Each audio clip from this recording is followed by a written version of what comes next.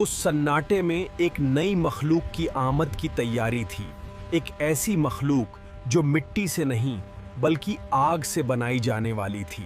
ये वो दौर था जब इस जमीन पर जीवन का कोई निशान नहीं था, मगर ये खामोशी किसी बड़े आने वाले सच का इशारा थी। ये वो मखलूक थी जो इंसानों से हजारों साल पहले इस धरती की हुक्मरान बनाई गई। यही थे जिन्नात। ये कोई आम कहानी नहीं, जिन्नों और इंसानों की कहानी है। कभी तुमने सोचा है कि इस कायनात की उम्र कितनी है और हम इंसान इस धरती पर कब से मौजूद हैं?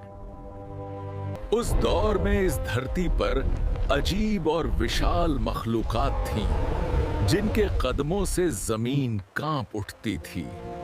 मगर अल्लाह की हिकमत से उनका दौर खत्म हुआ और ये धरती एक नई मखलूक के लिए तैयार की जाने लगी। अब जमीन तैयार थी, मगर अभी ऐसी कोई मखलूक मौजूद नहीं थी जो अपनी मर्जी से अल्लाह की इबादत कर सके। इसी दौर में अल्लाह ने इंसान से पहले जिन्नात को पैदा किया, धुएं रहित आग से, जैसा कि कुरान बयान करता है।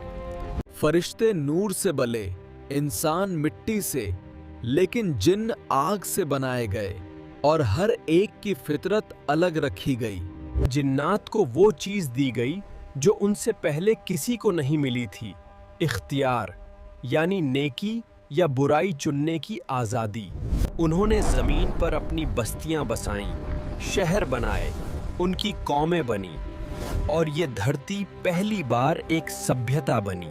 मगर जैसे जैसे आबादी बढ़ी, वैसे वैसे ख्वाहिशात, जलन और सरदारी की आग भी भड़कने लगी। इख्तियार का इम्तिहान बहुत कड़ा था। जब ज़मीन मेरी है और हुकूमत मेरी है जैसी सोच ने जिन्नात को आपस में बांट दिया।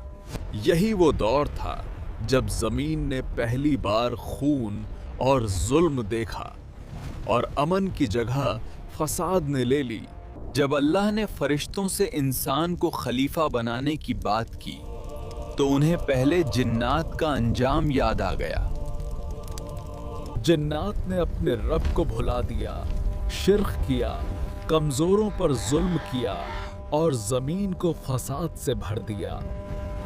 जिन हमेशा से है इंसानों पर जुल्म करता आ रहा है।